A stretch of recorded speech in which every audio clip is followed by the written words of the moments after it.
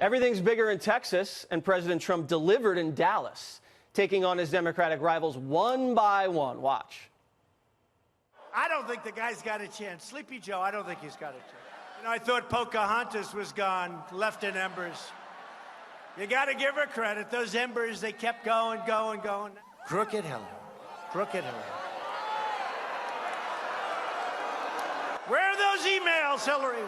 Remember the emails that 33,000 emails covering her gym and her daughter's wedding. 33,000, that's a lot of emails for a wedding and working out. Reaction, the president's daughter-in-law and senior advisor for the Trump 2020 campaign, Lara Trump. So we were just talking beforehand, and I was telling you my theory, and I like it. Let me just try this out on the audience here. When usually politicians go negative, they go dirty, it can backfire. When Trump goes negative with the Pocahontas and the Sleepy Joe, he does it in such a funny, humorous way that it doesn't blow back on him, and it actually makes him look good. Yeah, people don't like all the negative ads that we traditionally see, I think, with politicians. He's not, Jesse, as we all know, a traditional politician, and it's actually very unique the way he does this. It's sort of charming in a way, and I think in some ways people find it a little bit humorous, and it's not as offensive to people when he does this. He gets his point across, which we always know he will, but he does have a very unique branding ability, and I think people actually really enjoy themselves. Like they're in on the joke, because they go and they expect to hear a Sleepy Joe riff, a Pocahontas riff, a Crooked Hillary riff, and you know, it's not like, oh man, this guy's mean. It's like he's just poking fun. Yeah, it's a little funny. Biden, not a great night the other night on the CNN debate. Here are some highlights, or as we like to call them, lowlights from Sleepy Joe.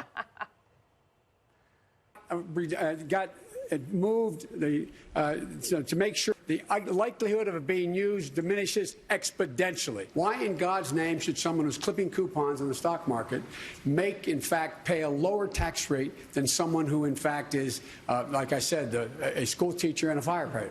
I would eliminate the capital gains tax. I would raise the capital gains tax. What is happening in Iraq is in Afghanistan. What does the president do? He says, I believe Vladimir Putin. I believe Vladimir Putin. I don't believe our intelligence community. Suggesting Vladimir Putin. No, I'm not.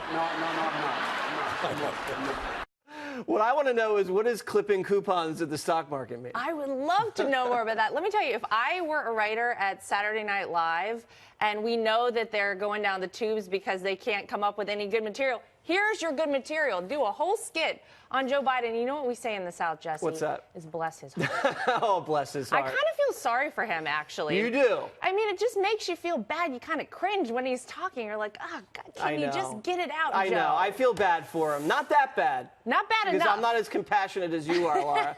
But I feel a little bit bad. Also, the president in Dallas the other day was talking about, you know, when I was debating my opponents in 2016, I had Cruz, I had Marco Rubio. These guys were studs. These guys were really good debaters, legendary debaters, and it was tough. You watch these people playing patty cake up there on the Democratic field, and, you know, Trump's going to run through these people. And I wanted, before we get to the eventual matchup in 2020 on the debate stage between the president and the Democratic nominee, take a little trip down memory lane to see how the president took on his primary opponents. Watch. You have not been willing to attack Mr. Trump in public, but you did question his judgment. You started off over here, Jeb. You're moving over further and further. Pretty soon you're going to be off the end. He hit my hands. Nobody has ever hit my hands. I've never heard of this one. Look at those hands. Are they small hands? Don't worry about it, little Marco. I will. All right, well, let's hear Big Don. Donald. Don't worry about it, Don't worry about it, little Marco. Gentlemen. All right, so you remember when he debated Hillary Clinton, and he had to be very presidential because there were people doubting whether he could be presidential, and he was. He was. Now, in 2020, when he takes on that nominee, I think he's just going to let it out. What do you think? I got to tell you, I am so excited to see. It doesn't matter, by the way, Jesse, who it is that he is going to debate, because they're all terrible. I mean, those Democrat debates are putting everybody in my house to sleep. Yeah, it was like the lowest rated one the other night. Yeah, it's great whenever I got a 2-year-old and a 2-month-old. Yeah, you need the bedtime. Everybody's knocked right out. But it's going to be quite a show. He doesn't have to prove to be presidential anymore, because we know he is the president, and that's what really matters. He is going to have such a field day with whoever it is. Sit back, get your popcorn, get the whole show ready to go, because it's going to be quite a thing. That'll be a late bedtime at your house. Yes, All right, it will. Lara Trump, there she is. Thank you.